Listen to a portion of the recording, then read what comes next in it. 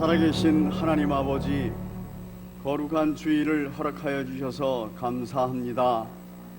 아름다운 예배, 기쁨의 천국잔치에 초대하여 주셔서 감사합니다. 예배드리게 하여 주옵소서. 또한 성도 간에 교제하게 하여 주옵소서. 또 서로 섬기고 나누는 봉사가 있게 허락하여 주옵소서. 아름다운 주일 성수되기를 원하옵고 예배의 시종을 주께 의탁드리오며 예수님 이름으로 기도드립니다. 아멘. 다 함께 자리에 일어나셔서 찬송가 10장 전능왕 오셔서 찬양 올림으로써 주일 예배 하나님 앞에 드리겠습니다.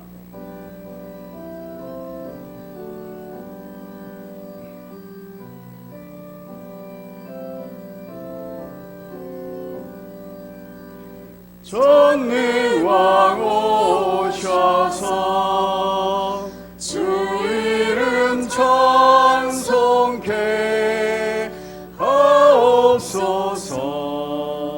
영광과 권능의 성부여 오셔서 우리를 다스려 주옵소서. 강생한 성자여 오셔서 기도를 들으소서.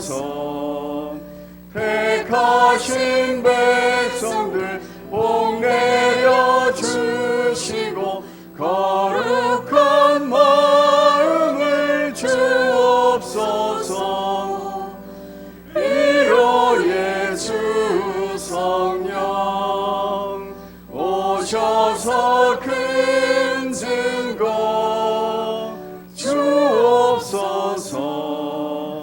전능한 주시여 각 사람 마음에서 떠나지 마시고 계십소서. 성삼위일체께 한없는 찬송을 드립니다. 존귀한 주님을 영광 중 배웠고 영원히 모시게 하옵소서. 아멘.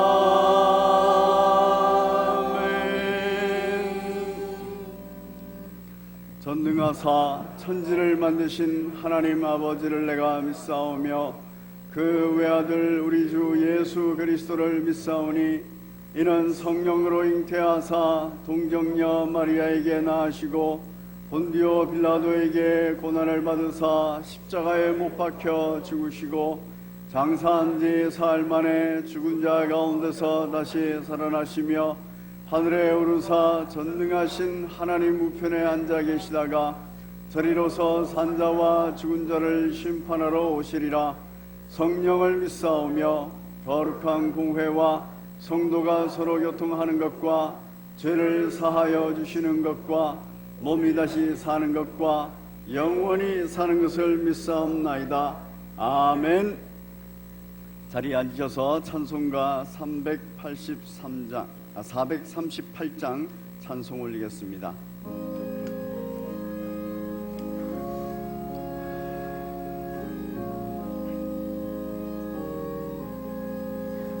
내 영혼이 은총 입어 주간 죄짐 벗고 보니 슬픔 많은 이 세상도 천국으로 가도다.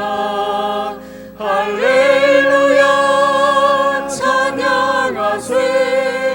내 모든 죄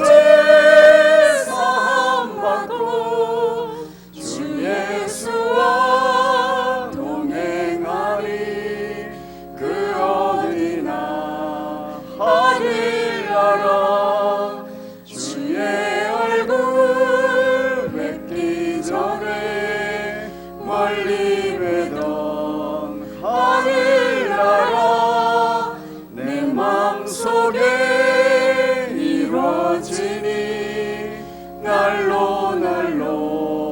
가깝도다.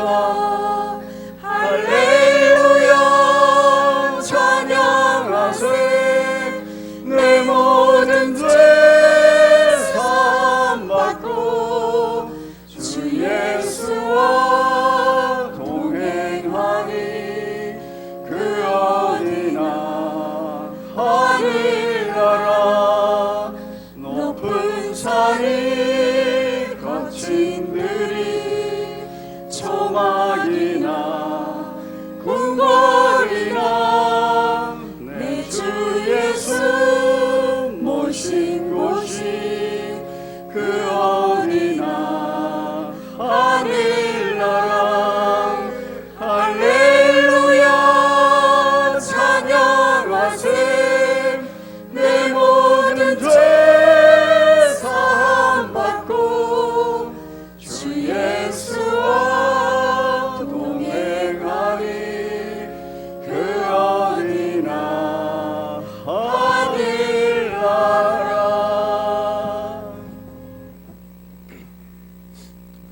할렐루야. 사랑과 은혜가 풍성하신 하나님 감사합니다. 우리 주 하나님의 긍휼하심과 보호하심으로 한 주간도 하나님 나라의 백성으로 살아가며 선한 길로 예배의 자리로 인도하여 주시니 감사를 드립니다. 이 시간 하나님 말씀을 듣기 원하는 성도들이 모여 예배를 드리오니 말씀에 순종하고 기도하며 회개하여 만왕의 왕이 되시고 주인 되시는 주님의 음성을 듣는 귀하고도 놀라운 은혜의 복된 시간이 되게 하시옵소서. 우리의 주인 되신 하나님 아버지, 코로나를 핑계 삼아 내 이웃을 돌보지 못하고 나 하나쯤 내 마음대로 살아가는 우리들을 불쌍히 여기사 우리들 마음에 욕망과 이익에 빠져 있는 모든 것들을 내려놓고 회개하오니 주님 용서하여 주시옵소서. 너희는 너희 하나님 여호와를 신뢰하라. 그리하면 견고히 서리라. 그의 선지자들을 신뢰하라. 그리하면 형통하리라. 라는 말씀처럼 지금 현실에 무기력해진 피곤한 삶의 자리에서 일어나 새 은혜를 받게 하시고 독수리 날개치며 올라감 갖게 하시옵소서. 참 좋으신 하나님, 장기간 전 세계가 코로나19 바이러스가 종식되지 않고 지금도 사회적 거리두기와 소독 방역들을 집중하고 있지만 집단 감염이 지속적으로 발생되어 나라들의 경제와 지역의 경제가 무너지고 공황 상태에 빠져 혼란 속에 살아가고 있는 가운데 교회에서도 퍼져나아가 믿지 않은 이들로부터 핍박의 손가락질을 받아가며 현장 예배와 여름 사역을 진행하는 데 불편함과 어려움들이 있습니다. 이 가운데 기후변화로 인한 장마철 태풍 재난까지 많은 사상자와 수재민들이 수없이 감당하기 어려울 만큼의 고통 속에서 고난의 시간들을 보내고 있는 현실에 있습니다. 주께서 붙드시고 주장하시어 은혜를 더 주셔서 더 이상 감염과 피해가 발생되지 않도록 백신 개발 완료와 온실가스 배출 감소가 속히 해결되어 환경과 삶과 예배와 모임들이 다시 회복되게 해주시기를 간절히 소망합니다.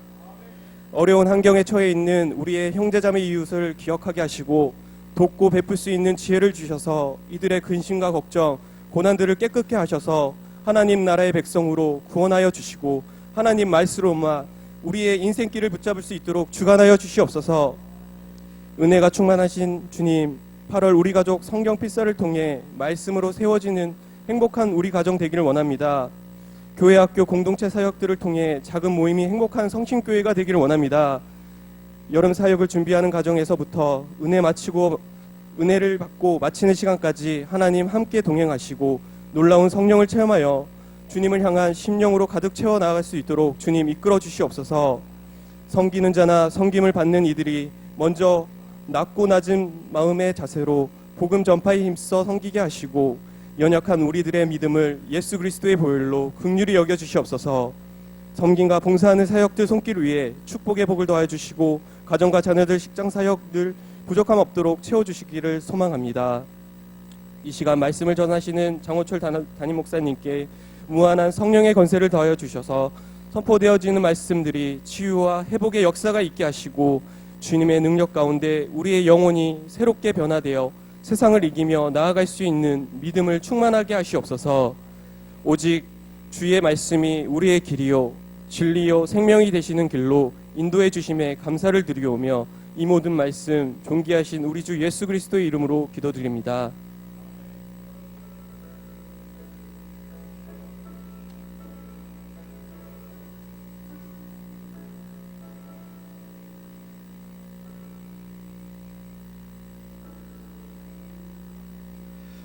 할렐루야. 한 번 더 힘차게 화답하시겠습니다. 할렐루야. 네. 우리 서로 인사 나누도록 하겠습니다. 성령 충만함으로 기쁨 충만한 집사님 되시기를 바랍니다. 성령 충만함으로 기쁨 충만한 집사님 되시기를 바랍니다. 눈으로 꼭 인사해 주시고 눈웃음을 꼭 지어 주시기 바랍니다. 할 수 있으면 한쪽 눈을 살짝 감으면 뭐가 되죠? 윙크가 됩니다. 주 안에서의 사랑의 표현들을 해나가시기 바랍니다. 교회 소식 함께 보겠습니다. 성심 비전 기억하시고 행복한 교회, 또 차세대 영적 지도자를 세우는 교회로 여러분께서 그 사역에 동참하시기를 바랍니다. 7월 8월 가정사역 캠페인 말씀으로 세워지는 행복한 우리 가정, 누가복음 또 사도행전 필사를 하고 있습니다. 그래서 지난주 이번주 계속해서 사도행전 말씀을 함께 나누고 있습니다. 여러분께서 더욱더 집중하시고 주의 음성을 들으시기를 바랍니다. 말씀으로 섬기는 영적 지도자 모임, 각 교구별로 약속된 시간에 비대면으로 모입니다.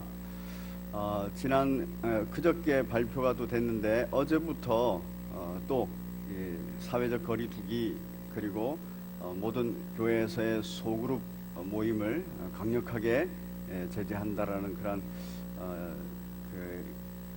얘기가 나왔습니다.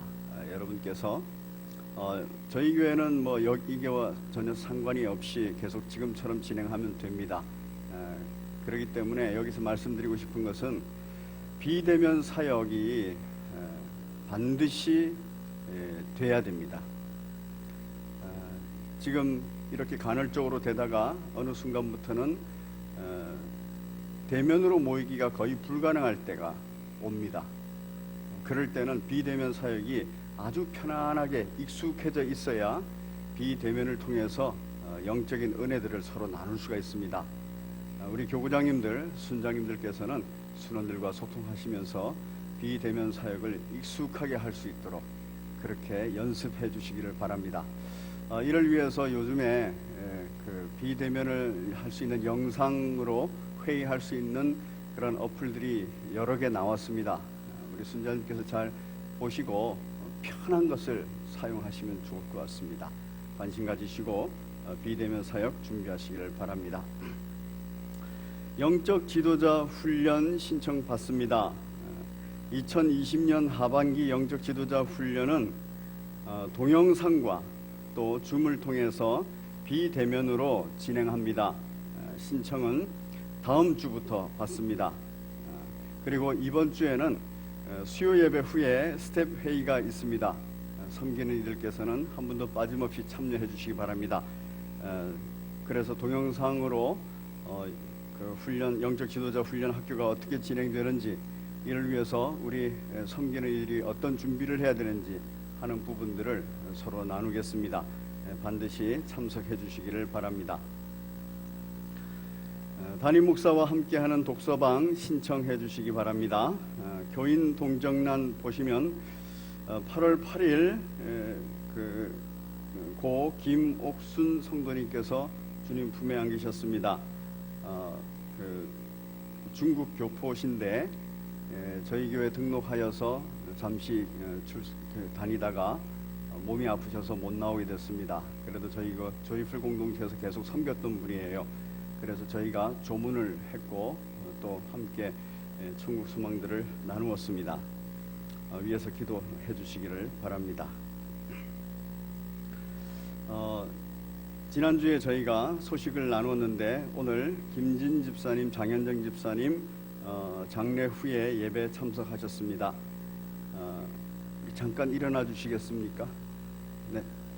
장현정 집사님 아버님께서 주님 품에 안기셨고, 그래서 함께 우리가 기도하고 천국 소망들을 나누었습니다. 우리 함께 인사할 때 할렐루야로 인사하고 박수는 하지 않습니다. 고인을 구원하시고 또 유가족과 우리 모두를 구원하실 하나님께 영광을 올리시기 바랍니다. 우리 함께 인사하겠습니다. 할렐루야. 감사합니다. 자리에 앉아주시고요. 나가시면서 그 로비에 떡을 준비했다고 합니다. 그러니까 나가시면서 꼭 떡을 가지고 가시면 좋겠습니다. 교인 동정란 계속 보면 결혼 소식 있습니다. 결혼 소식은 우리 김경욱 형제 최은 자매가 결혼하는데 우리 최성수 집사님 그리고 이순복 권사님 장녀인 최은 자매가 김경욱 형제와 결혼하게 됩니다. 우리 오셨지요? 두 분 다? 자리에 잠깐 일어나 주세요. 왜 두 분이 싸웠어요? 따로 앉아 계세요? 네네. 코로나 때문에. 자, 그럼 마스크를 쓰고 인사를 해야 되네, 그렇죠? 그렇게 하시고, 자, 서로 뒤로 돌아보아서 인사 나누시기 바랍니다. 네, 박수로 격려하시겠습니다. 네, 자리에 앉아주시고요. 이번 주 토요일 오전 10시 50분, 교회에서는 10시 10분에 버스가 출발합니다. 천호동 이스턴 베니비스에서 거기 2층 홀에서 결혼합니다. 많이 참석하셔서 축복해 주시고 또 참석하기가 어려우신 분은 개인 사정으로 참석하기 어려우신 분은 또 기도로서 함께 참여해 주시면 감사하겠습니다. 그 왼편에 성심 공지 사항이 있습니다. 교회 학교 공동체 여름 사역 일정을 기도 제목 삼으시고 꼭 기도해 가시기를 바랍니다. 그리고 성심 가정사역 캠페인 여러분께서 보시고 또 우리 가족 성경 필사에 참여하시기 바랍니다. 보다 더 강화된 교회 내 방역이 있습니다. 여러분께서 안심하시고 예배드리시고 그럼에도 불구하고 예배드리실 때는 꼭 거리를 일정하게 두시고 마스크를 착용하고 찬송할 때 마스크하고 찬송하기가 참 어렵습니다. 그렇지만 여러분께서 조금 더 참아주시면 좋겠습니다. 그리고 주의사항을 또 드립니다. 예배 끝나고 이제 로비에 나가시면은 오랜만에 만난 분들이 서로 교제하는데 마스크를 벗고 교제하시면 안 됩니다. 마스크를 쓴 상태에서 불편하지만 그렇게 대화를 해 나가시기를 바랍니다. 우리가 예배를 지키기 위해서, 공예배를 지키기 위해서 하는 헌신입니다. 그렇게 아시고 여러분께서 그렇게 희생하시고 헌신해 주시면 감사하겠습니다. 여러분 주보에 간지로 들어가 있습니다. 2020년 선교지를 위한 중보 기도. 지금 국내외로 그 선교지가 굉장히 코로나19를 같이 이렇게 당하고 있기 때문에 어렵습니다. 또 국내에는 또 특별히 이번 홍수로 말미암아서 곳곳에 피해를 입은 교회들, 성도들의 가정이 많습니다. 여러분께서 꼭 국내, 해외 그 명단 보시고 기도해 주시기 바랍니다. 뒷면에 보시면 선교지를 위한 중보 기도 제목이 간략하게 있습니다. 요 기도 제목 기도하시고 여러분께서 아시는 대로 더욱더 구체적으로 기도해 주시기를 바랍니다. 선교지를 위한 중보기도 꼭 성경에 끼워 두시든지 아니면은 책상이나 냉장고에 붙여 놓으셔가지고 기도해 주시면 감사하겠습니다. 오늘 주께서 영의 양식으로 허락하여 주신 하나님의 말씀 함께 봉독하겠습니다. 하나님 말씀은 사도행전 7장 51절부터 53절까지 말씀입니다. 우리 한 목소리로 봉독하겠습니다. 시작.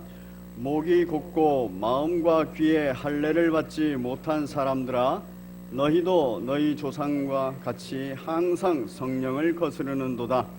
너희 조상들이 선지자들 중의 누구를 박해하지 아니하였느냐? 의인이 오시리라 예고한 자들을 그들이 죽였고 이제 너희는 그 의인을 잡아준 자요 살인한 자가 되나니 너희는 천사가 전한 율법을 받고도 지키지 아니하였도다 하니라. 아멘. 우리 제목 같이 읽겠습니다. 시작. 복음, 천사가 전한 율법, 할례, 언약. 그리스도인이 신앙생활을 한다는 것은 자신의 삶의 자리, 즉 자신의 삶의 자리에 있는 상황과 환경 속에서 믿음이 성장하는 것입니다. 그리고 믿음의 열매를 맺어가는 것입니다. 그런 의미에서 그리스도인은 자신의 상황과 환경에 영향을 받는 자가 아닙니다. 오히려 그 상황과 환경에 영향을 주는 존재입니다. 지난주 설교를 통해서 우리는 예루살렘 교회가 흩어지는 장면을 봤습니다. 그러나 그 흩어짐이 그 고난과 환난, 그러한 상황과 환경, 이것이 고통스럽지만 그것에 영향을 받지 않았어요. 오히려 사마리아 성까지 내려간 빌립 집사가 오히려 사마리아 성에 영향을 줬습니다. 어떤 영향을 줬습니까? 복음의 말씀을 가르쳤고 예수 그리스도를 전했어요. 그럴 때 그 사마리아 성이 큰 기쁨이 충만했다, 이렇게 말하고 있습니다. 바로 그리스도인은 우리의 삶의 자리에서 어떤 상황과 환경에서 영향을 받는 사람이 아니라 그렇게 영향을 주는 사람입니다. 그러기 위해서는 성령 충만해야 되고, 이 성령 충만함이 복음의 말씀으로 예수 그리스도를 전파함으로 그 능력으로 나타나야 돼요. 그것이 우리의 삶의 자리에 딱 나타나면 그 삶의 자리에 하나님의 나라가 임재하고, 그 삶의 자리에 하나님의 나라의 큰 특징인 큰 기쁨이 임할 줄로 믿습니다. 여러분 개인에게도 큰 기쁨이 임합니다. 여러분이 계시는 가정에도 복음의 말씀이 있고 예수 그리스도의 전파됨이 있으면 큰 기쁨이 있을 줄로 믿습니다. 또한 여러분의 다락방, 교구, 우리 성심교회, 우리 한국교회에도 그런 큰 기쁨이 넘칠 줄로 믿습니다. 자, 오늘 함께 나누고 싶은 부분은 바로 그 복음의 말씀이 뭐냐, 그리고 복음의 말씀의 핵심인 예수 그리스도는 어떤가, 또 이것이 제대로 가르쳐지고 제대로 전파됨으로 말미암아 어떻게 큰 기쁨, 신앙 믿음의 성장과 믿음의 열매를 맺어가느냐 하는 부분들을 함께 나누겠습니다. 먼저 8장을 한번 보겠습니다. 8장 4절에 보시면 그 흩어진 사람들이 두루다니며 복음의 말씀을 전했다. 5절에서는 빌립이 사마리아 성에 내려가 그리스도를 백성에게 전파했다. 바로 복음의 말씀과 그리스도를 백성에게 전파했습니다. 이 내용은 앞의 상황과 동떨어진 그러한 내용은 아닙니다. 어떤 내용과 동떨어진 것이 아니냐 하면은 2절에 스데반을 장사하고 크게 우는 상황, 그리고 사울에 의해서 잔멸되는 상황, 이런 상황과 동떨어지지 않습니다. 그런 상황에도 불구하고 바로 복음의 말씀 그리스도를 전하는 이 내용이 있다는 것은, 내용이 살아서 우리의 삶의 자리에서 역사를 하고 있다는 것은 바로 이미 그 전에 이 복음의 말씀으로 무장되어 있는 교회, 이 그리스도를 전파하는 것으로 무장되어 있는 교회라는 말입니다. 오늘 7장의 내용을 함께 살펴보면서 복음의 말씀으로 무장된다는 것이 어떤 것인지, 그리스도를 전파하는 데 있어서 강하고 담대하여서 그 열매를 맺는 것이 어떠한 것인지 살펴보겠습니다.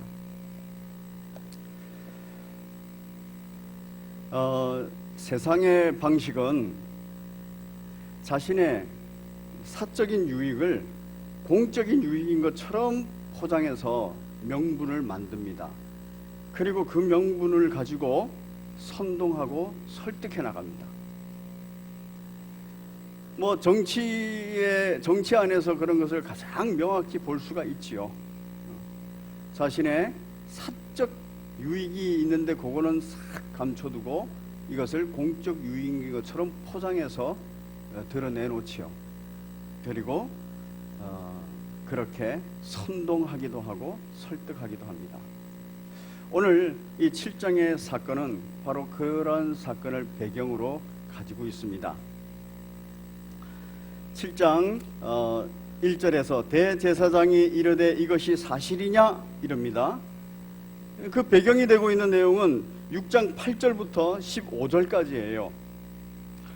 8절에서 보니까 스데반이 은혜와 권능이 충만하여 기사와 표적이 민간에게 많이 일어나고 그렇게 행했습니다. 그런데 이거를 보는 사람들이 사적 감정이 있었던 거예요. 시기와 질투라는 감정이 있었습니다. 이른바 자유민들, 즉 구레네인, 알렉산드리아인, 길리기아와 아시아에서 온 사람들이 회당에서 어떤 자들이 일어났다 그랬어요. 그 어떤 자들이 일어나서 뭘 했냐면 스데반과 더불어 논쟁을 했다 그랬어요.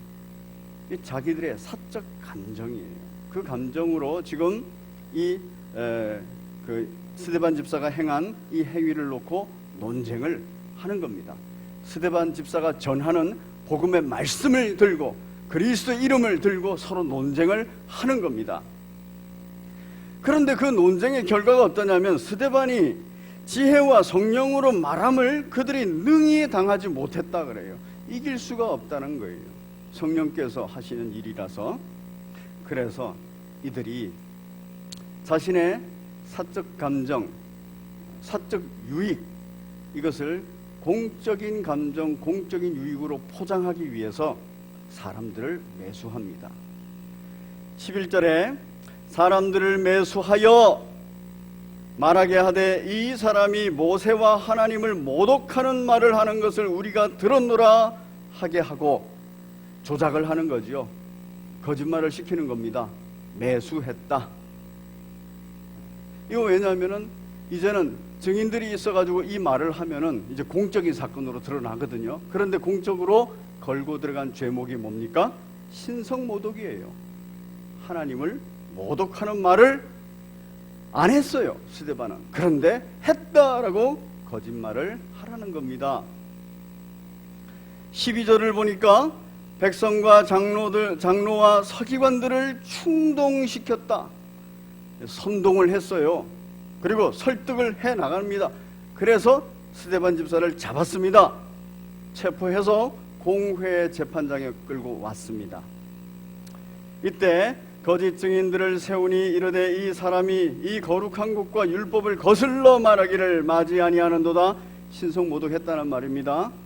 그의 말에 이 나사렛 예수가 이곳을 헐고 성전을 헌다는 말이지요. 또 모세가 우리에게 전하여 준 규례를 고치겠다 함을 완성케 하겠다, 이 말에 대해서 바로 이렇게 왜곡을 한 겁니다. 우리가 들었노라 하거늘 공회 중에 앉은 사람들, 바로 대제사장 그리고 제사장 그리고 공회를 담당하고 있는 율법사들, 그 공회에서 일어나는 모든 일들을 기록하는 서기관들, 이런 사람들이 다 스데반을 주목하여 봤어요.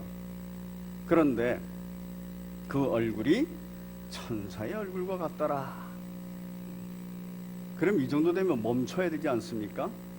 그런데 죄인은, 이 세상은 자신의 사적 감정과 사적 유익을 위해서 멈추지 않습니다.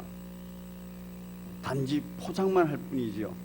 이것은 공적인 일을 처리하기 위한 그러한 우리들의 마음입니다.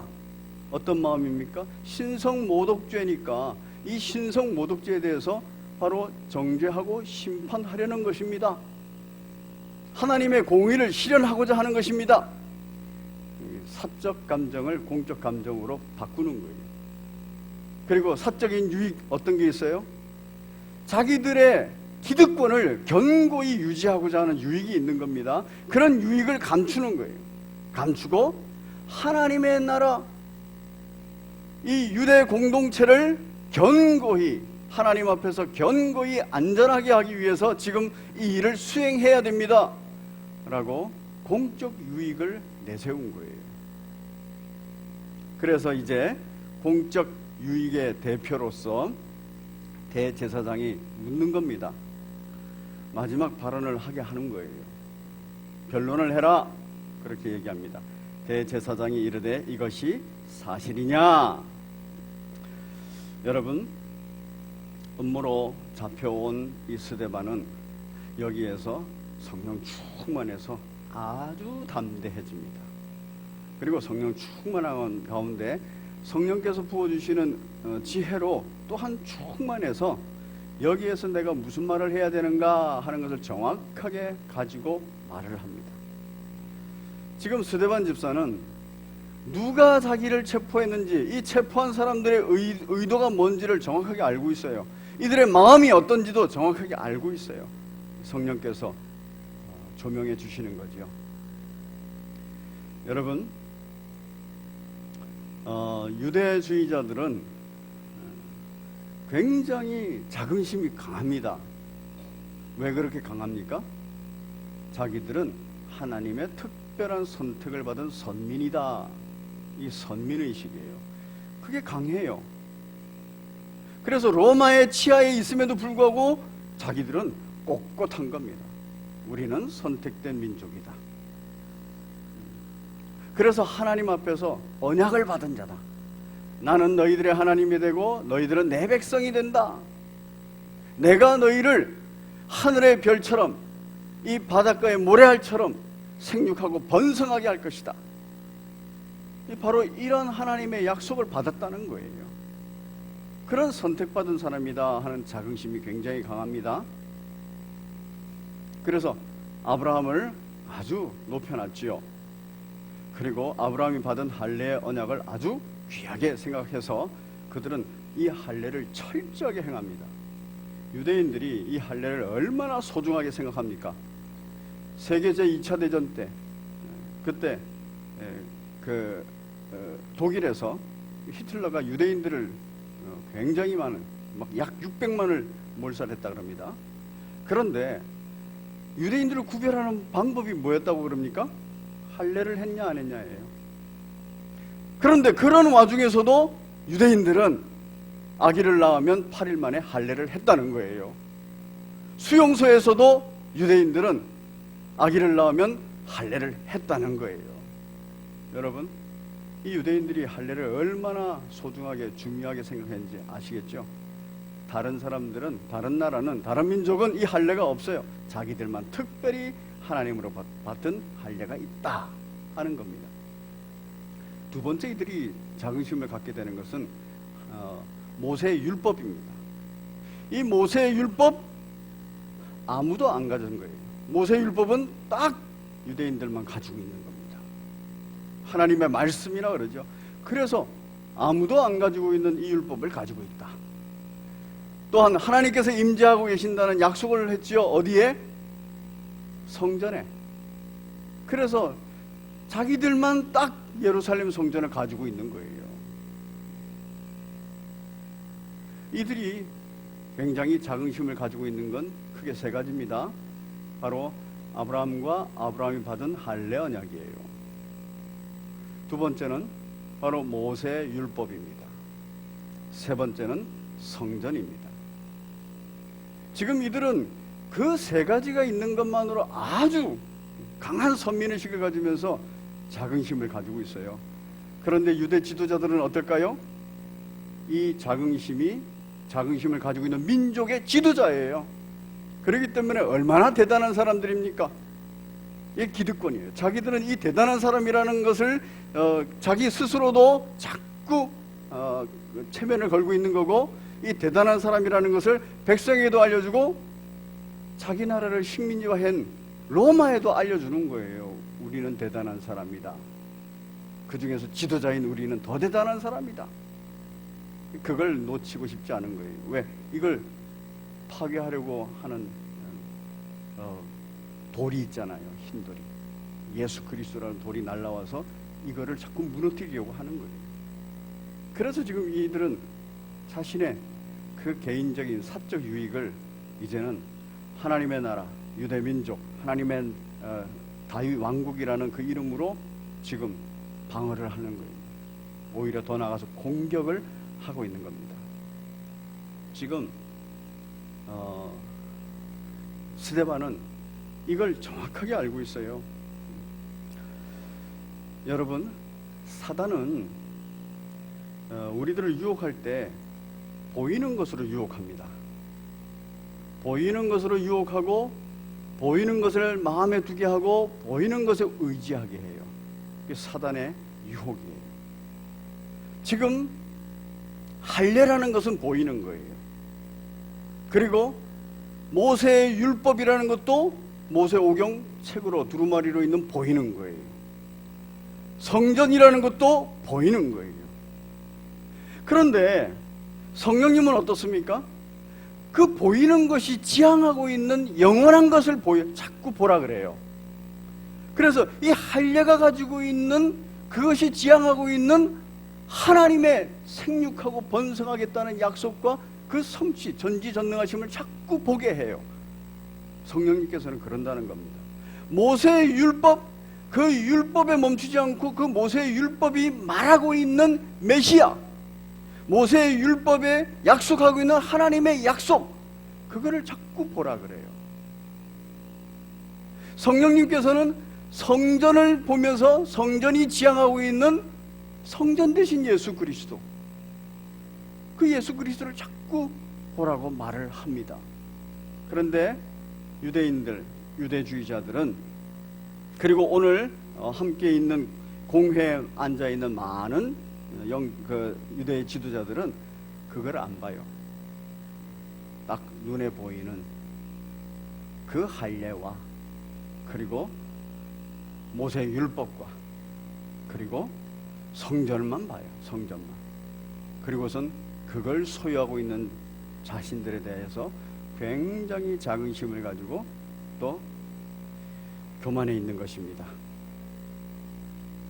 그렇기 때문에 오늘 스데반 집사는 복음이 뭐냐 이거를 그들에게 알려주는 겁니다. 지금 공회에 모여 있는 많은 사람들에게 알려주는 거예요. 복음이 뭐냐? 복음의 말씀이 뭐고, 이 복음의 말씀이 지향하고 있는 바가 예수 그리스도고, 이 복음의 말씀과 예수 그리스도로 말미암아서 참 기쁨, 하나님이 부어주시는, 성령께서 부어주시는 참 기쁨이 충만하다. 그걸 스데반 집사가 직접 보여주는 겁니다. 첫 번째 주제에 관하여서 스데반 집사가 설명합니다. 2절에서 이럽니다. 7장 2절에서 스데반이 이르되 여러분 부형들이여 굉장히 겸손하고 존중하는 말이에요. 우리 조상 아브라함, 여러분 이 7장의 이 한 장의 안에서 이 우리 조상이라는 단어가 자그마치 14번이 나옵니다. 왜 그런지 아세요? 유대인들도, 유대주의자들도 조상 타령을 해요. 조상이 남겨준 할례, 조상이 남겨준 모세의 율법, 조상이 남겨준 이 성전, 조상을 굉장히 중요시 여깁니다. 그런데 이 조상이 너희들의 조상이기도 하지만 내 조상이기도 하다라는 말로써 스데반은 계속 조상이라는 말은 14번이나 쓰는 겁니다. 나의 조상, 너희들의 조상이 동일하게 너와 나에게 남겨준 것이 있어. 할례 언약을 남겨줬고 모세의 율법을 남겨줬고 그리고 성전을 남겨줬어. 그러나 너희들이 지금 보이는 것에만 매몰돼서 보지 못하는 영원한 것, 아버지의 뜻, 그 복음이 뭐냐? 내가 지금부터 설명하겠다는 거예요. 8절 보시면 이렇습니다. 할례 언약을 아브라함에게 주셨더니 그가 이삭을 낳아 8해 만에 할례를 행하고 이삭이 야곱이 우리 12조상을 낳았다. 생육하고 번성하는 데 있어서 지금 아브라함이 중요하냐 아니면 하나님이 중요하냐 이런 얘기예요. 여러분, 할례가 갖고 있는 의미가 뭡니까? 지금 아브라함이 아기를 놓을 수 없는 그런 상태였어요. 그런 상태인데, 살아도 아기를 놓을 수 없는 그런 상태인데 누가 생명을 주신다고요? 하나님이 주신다고요. 그런 의미에서 15장에서 너는 할례를 받아라. 너의 능력으로 생식하고 생육하고 번성하는 게 아니다. 하나님이 하시는 것이다. 지금 하나님을 보여주는 거예요, 할례가.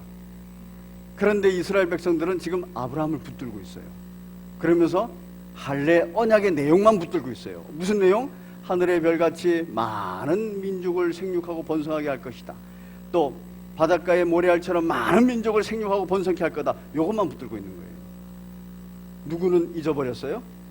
그걸 수행하시는 하나님을 잊어버린 거예요. 오히려 아브라함이, 이삭이, 야곱이 그들의 믿음의 조상이 됐고 12지파가 믿음의 조상이 되면서 그들만 지켜 올라간 것입니다. 인간이 영광을 받는 거지요. 이에 대해서 스데반은 말합니다. 너희들은 사람에게 영광을 주고 있으나 사람이 어떤 존재인가 알려주겠다 하면서 9절에서 여러 조상이 요셉을, 이렇게 되어 있어요, 요셉을 시기하여서 애굽에 팔아버렸는데 하나님이 그와 함께 계셔서 하나님의 뜻을 이루셨다, 이렇게 말해요. 그러면 아브라함, 이삭, 야곱 12조상 그 중에서 요셉이 중요하냐? 아니라는 거예요. 이 할례 언약에서 중요한 분은 하나님이라는 거예요. 이 할례 언약에서 중요한 것은 하나님께서 할례 언약을 통해서 보내실 생명의 주 예수 그리스도라는 거예요. 그런데 지금 대제사장을 비롯한 모든 유대인들, 유대주의자들이 그걸 잊어먹고 있다는 거예요. 복음을 잊어먹고 있다는 겁니다. 구약의 복음입니다. 하나님이 그 일을 하십니다. 결국 어떻게 됐습니까? 요셉을 팔아서 핍박했어요. 시기와 질투, 자신들의 사적 유익을 위해서.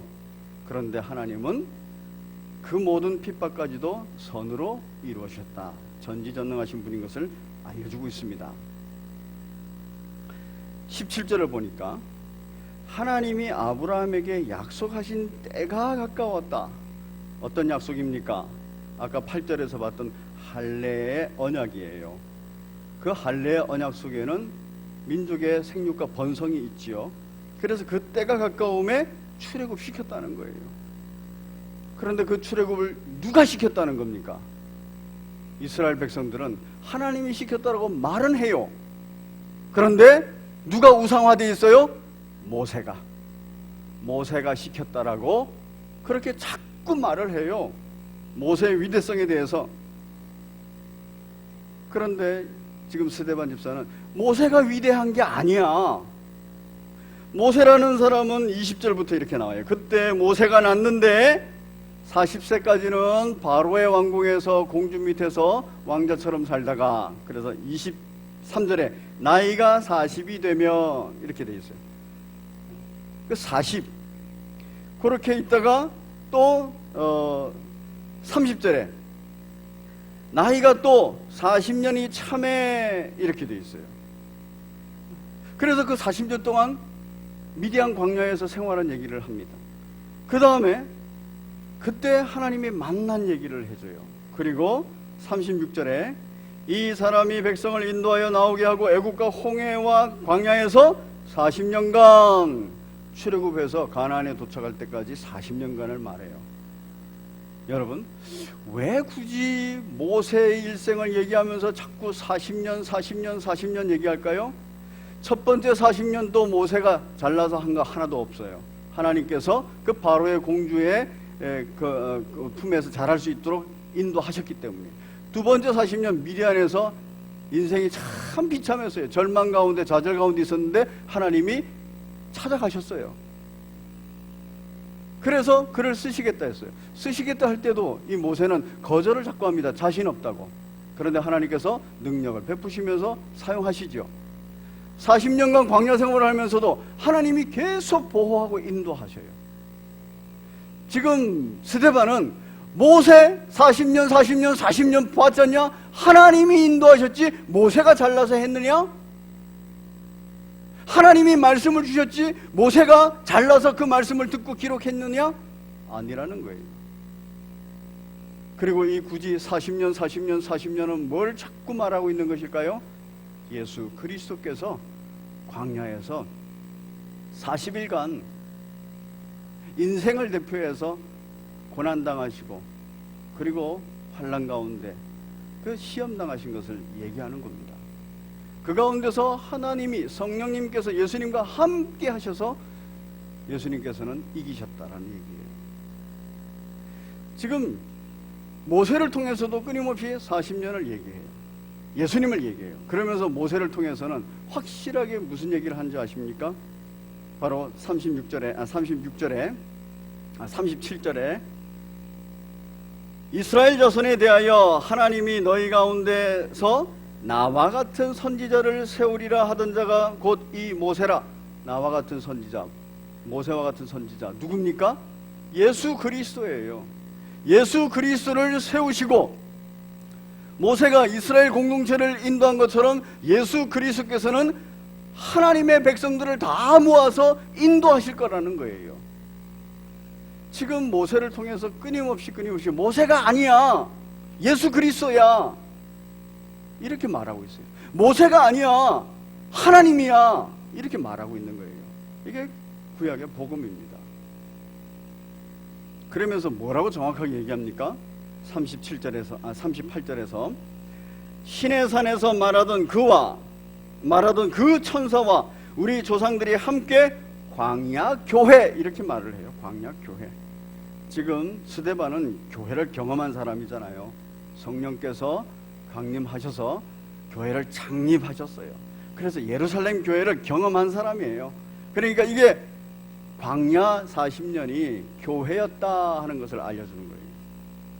그래서 이 교회는 예수님을 머리로 한 교회고 성삼위 하나님께서 계속해서 확장해 나가는 교회, 완성해 나가는 교회라는 거예요.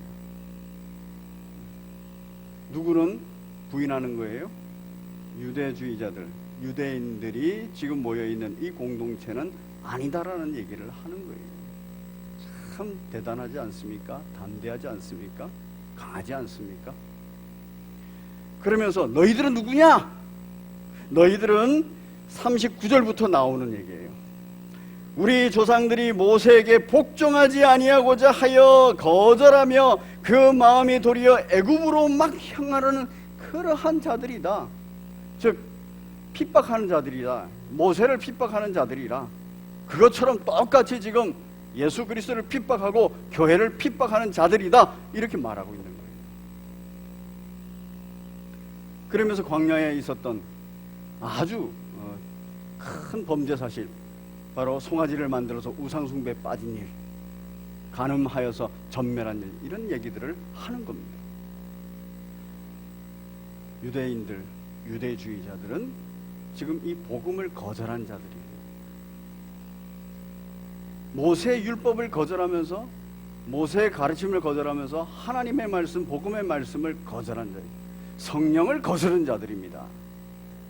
그렇다라고 지금 정확하게 얘기합니다. 그러면서 너희들이 정말 소중하게 생각하는 성전은 어떠하냐? 여러분, 이 성전 때문에 이들이 아주 소중하게 생각하는 사람들이 있어요. 누구냐 하면 다윗입니다. 그리고 솔로몬이에요. 그래서 다윗 왕국, 이 다윗 왕국에 대하여서, 그 다윗 왕국이 회복되는 것에 관하여서 끊임없이 생각하는 거예요. 그런데 이것이 어디서부터 시작됐는가? 바로 44절에 보니까 광야에서 우리 조상들에게 증거의 장막이 있었는데 이게 모세로부터 시작했다. 그리고 45절에 보니까 끝에 다윗 때까지 이르렀다. 그러면서 46절에 너희들이 소중히 생각하는 그 다윗, 이 다윗이 하나님 앞에서 은혜를 받은 자라. 다윗은 다윗 스스로가 하는 게 아니라는 거예요. 하나님의 은혜를 받아야 된다는 겁니다. 야곱의 집을 위하여 하나님의 처소를 준비했고, 그 다음에 47절에 솔로몬이 그를 위하여 집을 지었느니라. 성전을 지었다는 얘기예요. 중요합니다. 광야에 서 있는 증거의 장막과 또 다윗이 준비한 성전, 그리고 솔로몬이 지은 이 예루살렘 성전 중요합니다. 그런데 지금 유대인들, 유대주의자들은 하나님을 그 성전에만 계시는 하나님으로 가둬놔 버렸어요. 그래서 모두가 다 성전 중심으로 모여야 된다 그래요. 모두가 다 성전 아니면 안 된다 그래요. 성전에서 제사하는 거 아니면 안 된다 그래요. 그러면서 성전을 딱 쥐고 있으면서 모든 사람들을 통제하고 있는 겁니다. 그때 스데반이 얘기를 합니다. 48절에서 그러나 지극히 높으신 이는 손으로 지은 곳에 계시지 아니하나니 선지자가 말한 바, 바로 이사야 선지자가 말한 내용입니다. 주께서 이르시되 하늘은 나의 보좌요 땅은 나의 발등상이니 너희가 나를 위하여 무슨 집을 짓겠으며 나의 안식할 처소가 어디 있느냐? 사람이 지은 곳에는 있지 않다는 거예요. 이 모든 것이 다 내 손으로 지은 것이 아니냐? 이 모든 우주 만물의 피조세계 안에 우리 하나님께서 임재해 계신다는 얘기입니다. 하나님의 임재를 자기들 틀 속에 가둬놓고 있었어요. 여기에 대해서 지금 스데반은 잘못됐다라고 얘기하는 거예요. 복음은 생육하고 번성하는데 주도적인 일을 하시는 분은 오직 삼위일체 하나님밖에 없다. 그리스도밖에 없다. 이렇게 얘기하는 거예요. 두 번째는 모세의 율법, 그 하나님의 말씀이야. 그리고 모세가 나와 같은 선지자가 와서 이스라엘 공동체를 이끌 텐데 그가 예수님이야. 복음의 말씀과 예수 그리스도를 증언하고 있습니다. 성전에 관해서도 얘기합니다. 성전, 바로 하나님이 임재해 계시는 곳이야. 하나님이 임재해 계시는 곳이 어디냐? 바로 예수 그리스도께서 계시는 그곳이야. 그래서 예수 그리스도에 관하여서 말하고 있는 것입니다. 그런데 이 얘기를 해도 지금 대제사장을 비롯한 모든 유대인, 유대주의자들이 어떻게 반응합니까? 지금 스데반은 이 얘기를 하면서 아주 격앙된 목소리로 오늘 본문 얘기를 하는 겁니다. 목이 곧고 마음과 귀에 할례를 받지 못한 사람들아, 너희가 육체의 할례를 받았다고 해도 할례 언약이 성취되는 게 아니야. 마음의 할례를 받고 귀의 할례를 받아서 예수 그리스도의 말을 들을 줄 알아야 돼. 그래야 그게 할례를 받은 거야. 그게 할례 언약에 해당하는 할례를 받은 거야. 그래야 생육하고 번성하는 거야. 교회는 예수 그리스도를 머리로 해야만, 예수 그리스도의 말씀을 듣고 그에 순종해야만 생육하고 번성하는 겁니다. 오늘날의 교회가 그렇지요? 오늘날의 교회가 바로 전 세계에 이렇게 생육하고 번성한 이유는 예수 그리스도를 머리로 했기 때문에 그래요. 우리의 가정이, 우리의 공동체가 생육하고 번성하려면, 할례 언약을 성취하려면 예수 그리스도를 머리로 해야 되는 줄 믿으시기 바랍니다. 그의 말에 관하여서 할례를 받아야 돼요. 복음의 말씀이 들어와야 됩니다. 예수 그리스도가 내 중심에, 나의 주인으로 들어와야 됩니다. 또 이렇게 말합니다. 너희도 너희 조상과 같이 항상 성령을 거스르는도다. 요셉을 시기와 질투로 거스렀지요. 모세를 바로 그들이 송아지 우상을 섬기면서 거스렀지요. 성전을 지어놓고 성전을 갖다가 하나님의 임재 장소라고 딱 가둬놓음으로써 하나님을 거스렀어요. 그래서 성령을 거스르는도다.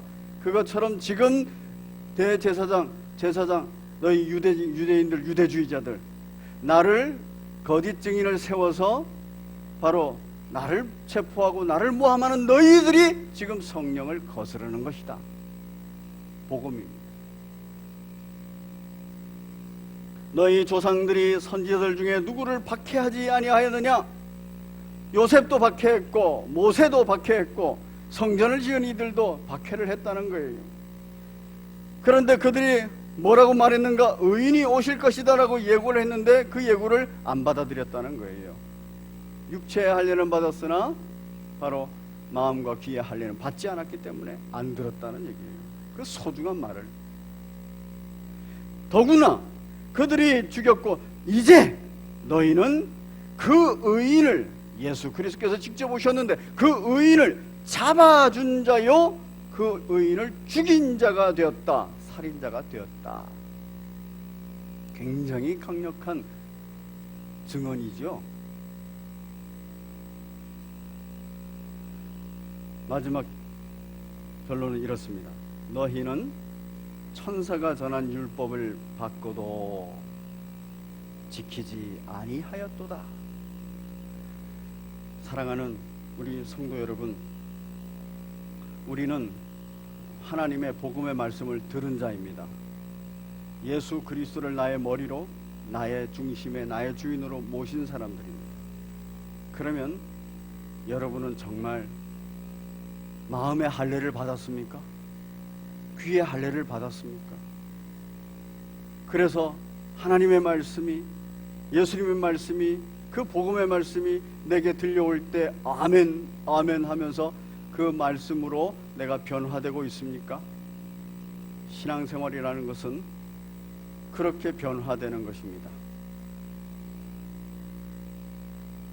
자기의 틀에 갇혀서, 자기의 전통에 갇혀서 사단이 보여주는 대로 눈에 보이는 것만 보면서 거기에 매몰되고 그것으로 사람을 판단하고 평가하고 정죄하고, 어느새 우리는 대제사장처럼 공회에 앉아있는 사람들처럼 이렇게 되어 있지는 않습니까? 한국교회가 가지고 있는 전통들, 성신교회가 가지고 있는 전통들, 내 개인이 가지고 있는 신앙의 습관으로 되어 있는 전통들, 복음의 말씀이 아니라, 예수 그리스도가 아니라 그 전통들이 나의 틀이 되어서 남을 두들겨 패는 몽둥이가 되어 있고 남의 크기를 재는 잣대가 되어 있지 않습니까? 저와 여러분들을 향해서 스데반 집사는 이렇게 말합니다. 목이 곧고 마음과 귀에 할례를 받지 못한 사람들아, 너희는 항상 성령을 거스르는도다.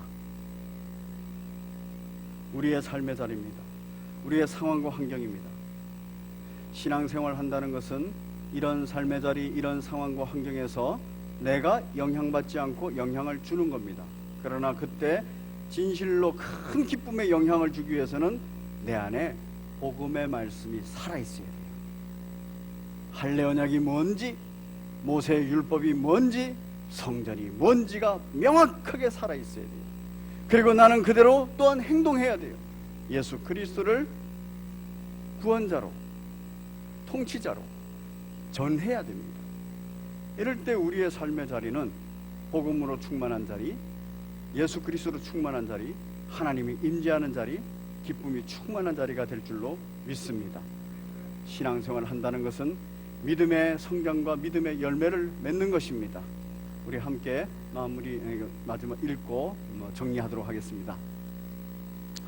신앙생활을 한다는 것은 무엇을 확인하고 경험하는 것일까요? 신앙생활을 한다는 것은 인간의 근거된 삶은 철저한 무능력과 좌절과 절망이라는 복음의 말씀을 확인하고 경험해 가는 것입니다.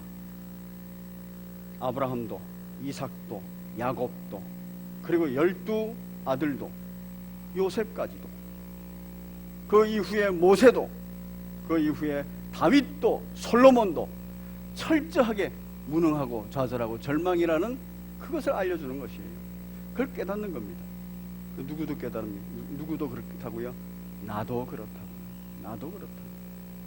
신앙생활을 1년 하고 10년 하고 20년, 30년을 하면 내가 아니구나. 이것에 대해서 더 깊이 깨닫고 가는 것이 믿음 성장이고 믿음의 열매입니다. 두 번째, 신앙생활을 한다는 것은 인간은 의지할 존재가 아니라는 복음의 말씀을 확인하고 경험해 가는 겁니다. 아브라함도, 이삭도, 야곱도, 12 아들도 그 의지할 존재가 아니에요. 모세도 의지할 존재가 아닙니다. 모세가 해결할 수 있는 능력이 없었어요. 그리고 다윗도, 솔로몬도 어떤 누구도 해결할 수 있는 능력이 없어요. 그래서 사람에게 의지하지 말아야 돼요. 나만 믿어? 내 주먹을 믿어? 아니라는 거예요. 난 당신만 믿겠어요? 당신께만 의지되어 있어요? 아니라는 거예요. 신앙생활 한다는 것은 오직 예수 그리스도께 근거한 삶만이 영원한 소망과 기쁨이라는 복음의 말씀을 확인하고 경험해 가는 것입니다. 이게 믿음의 성장이고 믿음의 열매입니다. 마지막입니다. 신앙생활 한다는 것은 오직 예수 그리스도만이 내가 의지할 분이시라는 그 복음의 말씀을 확인하고 경험해 가는 것입니다. 사랑하는 성도 여러분, 스데반의 설교는 자기에게 의지되어 있는, 인간에게 근거되어 있는 당시의 모든 유대인과 유대주의자들을 향해서 하는 복음의 메시지입니다. 오늘날 우리의 삶의 자리에서도 바로 복음의 메시지가 제대로 선포되어지고 제대로 성취되어질 때 우리에게는 항상 기쁨이 넘칠 줄로 믿습니다. 성령의 특별한 역사가 항상 있을 줄로 믿습니다. 기도하겠습니다. 살아계신 하나님 아버지, 천사가 전한 율법을 율법주의자로 만들어버리고 또한 장로들의 유전으로 만들어버리고 복음의 모든 내용을 배제시켜버린 그러한 죄된 우리의 인생을 봤습니다. 이 인생에 관하여서 스데반 집사를 통하여서 말씀하시는 우리 하나님께서 저희들에게 진정한 복음의 말씀을 전해준 줄로 믿습니다. 오직 예수 그리스도밖에 없다는 것을 믿습니다. 예수 그리스도만 바라보고 예수 그리스도 안에서 살아가며 예수 그리스도로 말미암아서 함께 더불어 기뻐하는 행복한 우리 성심의 교우들 되게 허락하여 주옵소서. 예수님 이름으로 기도드립니다. 아멘. 찬송가 94장 주 예수보다 더 귀한 것은 없네, 함께 찬송 올리시면서 준비하신 예물 하나님 앞에 드리겠습니다.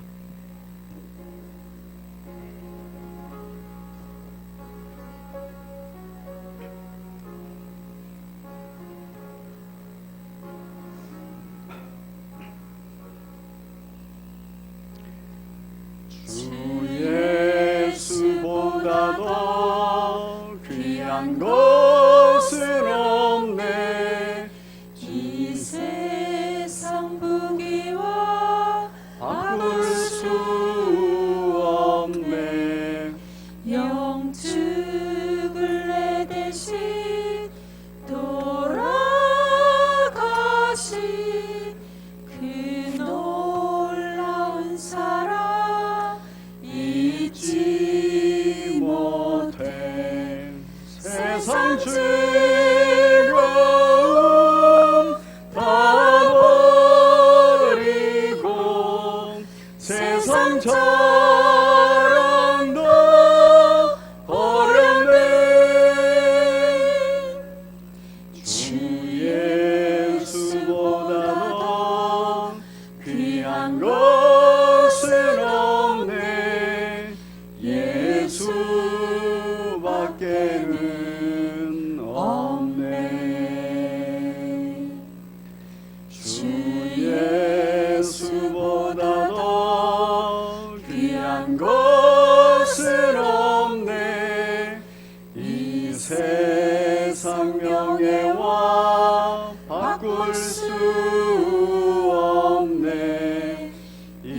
이전에 즐기던 세상 일도 주 사랑하는 마음 뺏지 못해. 세상 즐거움 다